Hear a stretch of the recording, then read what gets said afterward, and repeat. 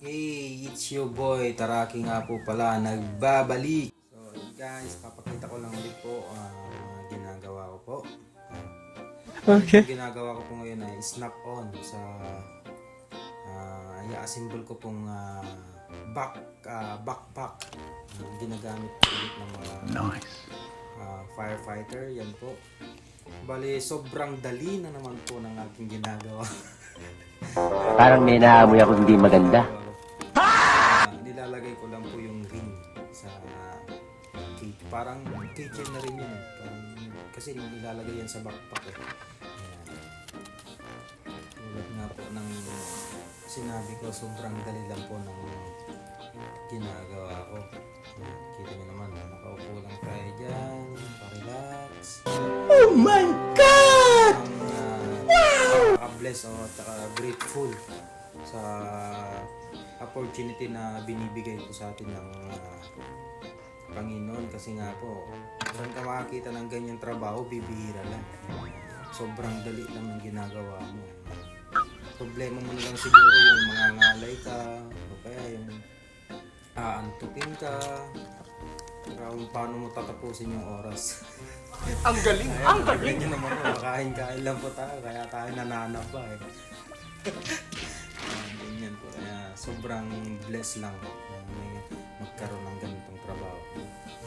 Nagsubok na rin ako ng mga ilang trabaho, pero ewan ko, parang sobrang komportable yung mga ganitong trabaho. Although marami ka namang pagpipili ang trabaho na medyo maganda yung sahod, kaso nga lang, problema mo doon yung mga katrabaho mo, di ba? Mag-a-adjust ka, tapos minsan mahirap pa pakisamahan yung iba.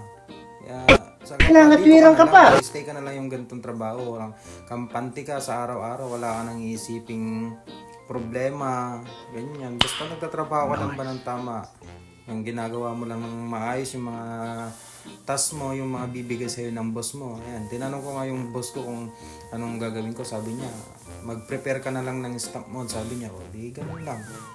Kaya ngayon, yan, hinihikab na tayo. Ganyan lang yung ginagawa ko. Kaya napaka-grateful ko kasi nahanap ko yung ganitong trabaho. Ang galing! Ang galing! Bali, alas 6 na yung start ng work ko dyan at kasama ko si si Brother Alvin tsaka si Brother Ariel. Ayun, no? Shout out sa inyo, boy! Kapag di ka naman nasanay gumising ng maaga, pwede kang pumasok ng alas 7, start ka ng mga alas 7 hanggang 3:30 ka. Kasi ako, alas 6 kami nag-start kaya uwi kami ng mga 2 o kaya 2:30. Ayun, ganun lang yun. Ayan, sa oras na nga to, naramdaman ko yung antok. Kaya, ewan ko. Ganyan ako pag inaantok ko Ayan. Kayo din ba? Aray ko! Salamat nga pala sa mga nanood po ng mga na-upload kong video. Sobrang na-appreciate ko po kayo. At God bless po sa inyong lahat. Maraming salamat po. At kung umabot na nga po kayo sa bandang video na to, paki-comment naman po kung saan nakakarating tong video ko. Hindi ko alam kung saan nakakarating. Baka naligaw na. Kaya paki-comment naman guys para alam ko kung saan nakakarating tong mga nagagawa kong video para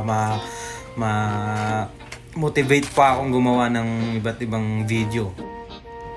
Ngayon ko lang na-realize na mahirap pala yung maging content creator kasi nga marami kang obligasyon na gagawin tulad ng pag-edit, kaya tulad ng ganito yung pag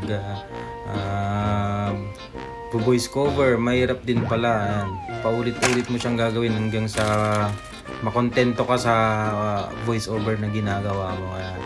Ayan, shout out sa mga content creator. Proud ako sa inyo na gawa yung gawa ng content kahit na medyo mahirap. Ayan. Tiyagaan lang pala pag gusto mo talagang ang pagiging isang content creator. Yan. Kailangan masipag ka mag-edit, kailangan mahaba pasensya mo kung gusto mong magpatutunguhan lahat ng mga ginagawa mo. Tulad nito, di ko alam kung bakit ko pinasok tong pagiging content creator o paggawa ng mga ganitong video Isa lang ang naisip ko kaya ako ginagawa to. Gusto ko lang i-boost yung yung condiments Condiments ba yun? Confidence pala. Yun, nadali ko. Ha! Gunggong! Kung papaubaya sa atin to ni God, bakit hindi? Diba? Sabi nga nila, don't block the blessing. And guys, basta, yun lang, patuloy lang mo sa, kung ano mang gusto mong gawin mo lang, huwag ka matakot. At least, sinubukan mo. Wala namang masama. Ang importante, wala kang inaapakang ibang tao. Ikaw talaga ang mali mo. Ako na mali, ako na masama, ako na pahiya. Ano ba?